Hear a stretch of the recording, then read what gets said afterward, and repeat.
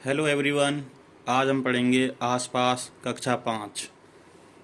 इसका पढ़ेंगे आज हम चैप्टर नंबर 1। कैसे पहचाना चींटी ने दोस्त को। क्या तुम्हारे साथ कभी ऐसा हुआ है कि तुम स्कूल के मैदान में बैठे खाना खा रहे हो और चील आकर फुर्ती से तुम्हारी रोटी ले गई, या फिर तुम एक सोए हुए कुत्ते के पास से गुजरे और झट से उसके कान खड़े हो गए, या फिर खाते समय तुमसे कुछ मीठा ज़मीन पर गिर गया और कुछ ही पल में वहाँ चींटियों का झुंड इकट्ठा हो गया। क्या तुम्हारे साथ इन तीनों में से कोई घटना घटी है? क्यों होता है ऐसा, सोचकर बताओ। इसका कारण होता है, जानवरों में भी देखने, सुनने, सूंघने और महसूस करने की शक्ति होती है। कोई जानवर मीलों दूर से शिकार को देख सकता है, कोई हल्की सी आहट को भी सुन लेता है, कोई जानवर अपने साथी को सूंघकर ढूंढ लेता है ना जानवरों की अजब दुनिया। तो आप समझ गए होंगे कि चील आपको कैसे दूर से देख लेती है, क्योंकि उनकी जो देखने की शक्ति होती है वो बहुत ही अधिक होती है।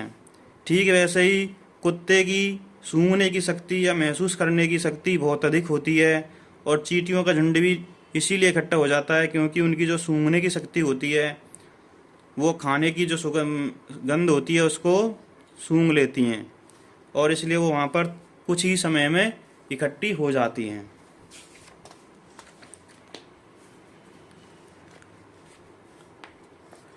कैसे पहचाना साथी को। एक चींटी अपने रास्ते चली जा रही थी। अचानक अपने सामने दूसरी टोली की चींटियों को देखकर वह झट से अपने बिल की तरफ वापस दौड़ी आई। बिल के बाहर पहरा दे रही चींटी ने उसे पहचान लिया और बिल में घुसने दिया। तो आप समझ गए होंगे कि एक चींटी अपने रास्ते से चली जा रही थी, लेकिन सामने से उसको दूसरी टोली की चींटियों को आते हुए देख लिया और वह उनको देखकर झट से वापस आ गई और अपने बिल में घुस गई। लेकिन उसके बिल पर जो चींटी पहरा दे रही थी उन्होंने उसे अंदर जाने दिया। क्यों जाने दिया? क्योंकि उन्होंने उसको पहचान लिया। तो सोचो और बताओ कि जो चींटियां पहरा दे रही थी उन्होंने इस चींटी को कैसे पता चला कि सामने वाली चींटियां दूसरी टोली की हैं, और पहरेदार चींटी ने इस चींटी को कैसे पहचाना? सोचकर बताओ। तो इसका कारण मैंने अभी भी बताया आपको, क्योंकि इनकी जो सूंघने की शक्ति होती है वो बहुत अधिक होती है, इसलिए उन्होंने उसको सूंघकर, क्योंकि जब चींटियां चलती हैं तो वो एक गंध छोड़ती हुई चलती हैं, लार के टाइप की, तो वो उसको सूंघ लेती हैं। करके देखो और लिखो। चीनी के कुछ दाने, ये आपको अपने घर पर करना है और फिर उसका देखना है कि उसका क्या निष्कर्ष निकलता है। चीनी के कुछ दाने, गुड़ या कोई मीठी चीज़ ज़मीन पर रखो। अब इंतज़ार करो चींटियों के आने का, और अब देखो। जब आप ये चीज़ें ज़मीन पर रख दोगे तो फिर आपके वो ये चीज़ें करके देखनी है कि चींटी कितनी देर में वहाँ पर आई।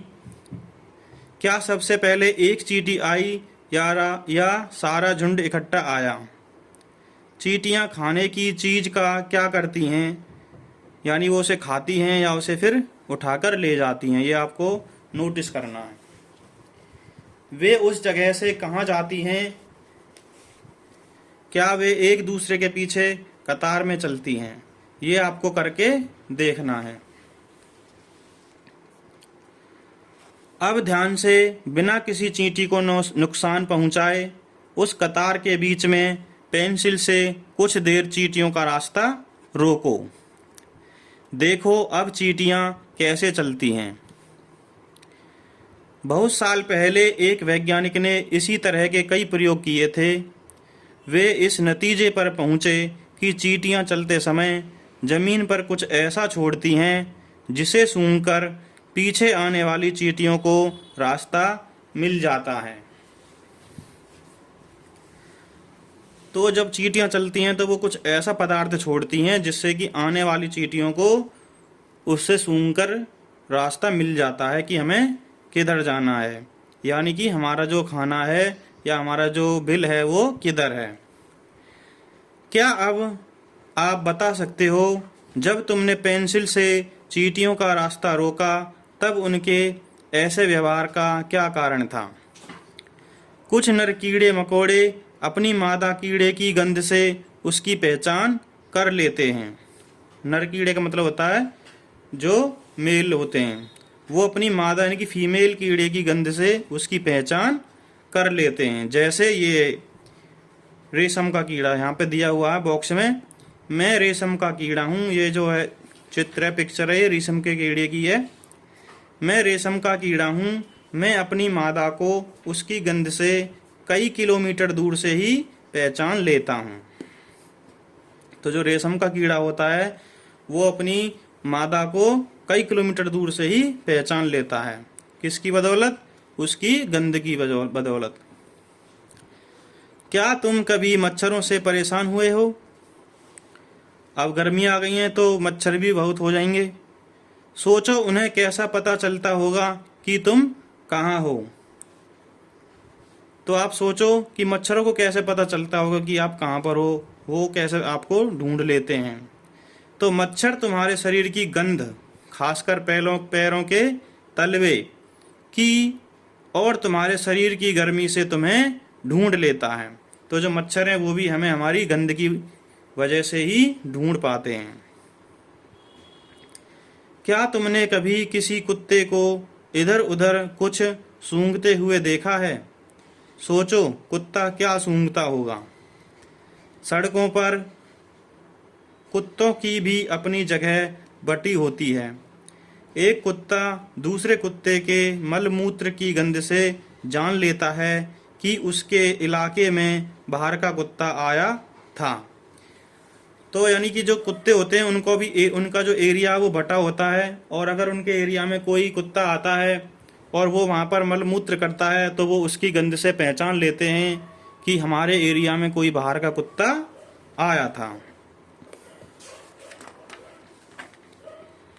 लिखो